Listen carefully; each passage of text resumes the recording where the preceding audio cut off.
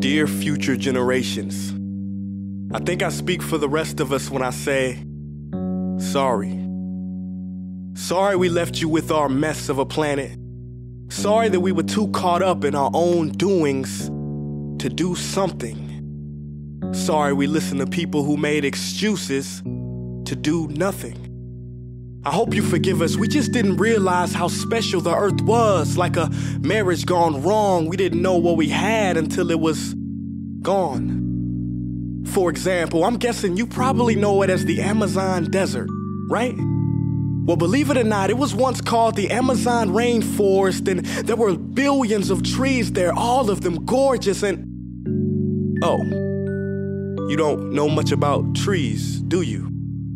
Well, let me tell you, trees are amazing. I mean, we literally breathe the air they are creating. They clean up our pollution, our carbon. They store and purify water, give us medicine that cures our diseases, food that feeds us, which is why I'm so sorry to tell you that we burn them down.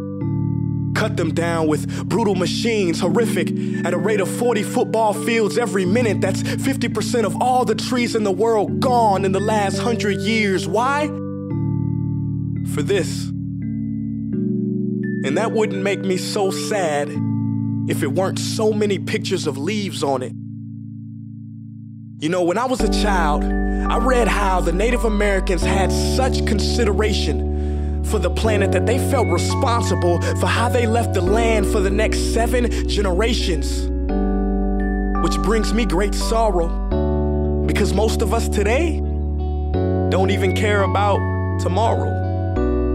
So I'm sorry. I'm sorry that we put profit above people, greed above need, the rule of gold above the golden rule. I'm sorry we use nature as a credit card with no spending limit, overdrafting animals to extinction, stealing your chance to ever see their uniqueness or become friends with them. Sorry we poison the ocean so much that you can't even swim in them.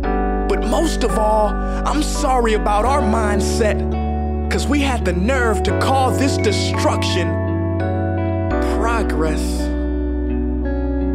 Hey Fox News, if you don't think climate change is a threat, I dare you to interview the thousands of homeless people in Bangladesh. See, while you were in your penthouse nestled, their homes were literally washed away beneath their feet due to rising sea levels.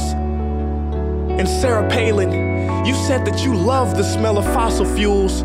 Well, I urge you to talk to the kids of Beijing who are forced to wear pollution masks just to go to school. See, you can ignore this, but the thing about truth is, it can be denied, not avoided. So I'm sorry, future generations. I'm sorry that our footprint became a sinkhole and not a garden. I'm sorry that we paid so much attention to ISIS and very little to how fast the ice is melting in the Arctic.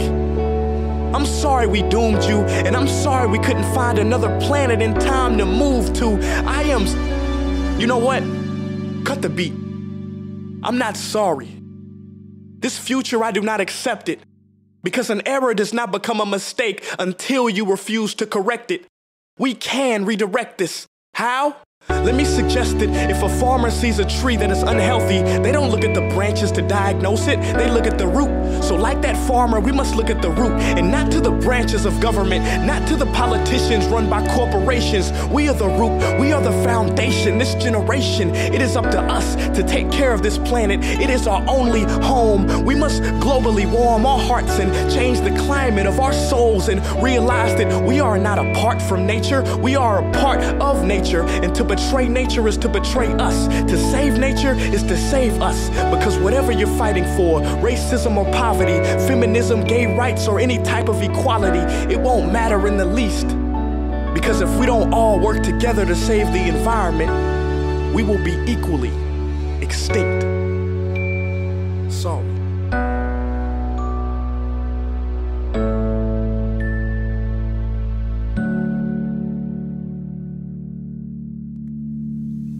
Hey guys, for the past several weeks, I've been here in Africa, the heart of Africa, witnessing the horrific destruction of the rainforest, which inspired me to write this piece. Why are forests being destroyed at such an enormous rate?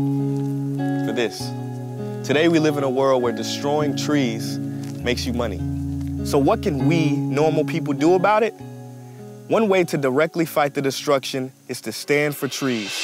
By standing for trees, not only can you save the lives of trees, help forest communities, and protect the rights of animals to live in their homes, but you will also balance the amount of pollution that you yourself give off with your everyday activities, making you a part of the solution and not the problem. This is the option that I chose. But whatever way that you choose to stand for trees, do it. Because a wise man once said, when the rivers are all dried up and the trees cut down, man will then realize that he will not be able to eat money.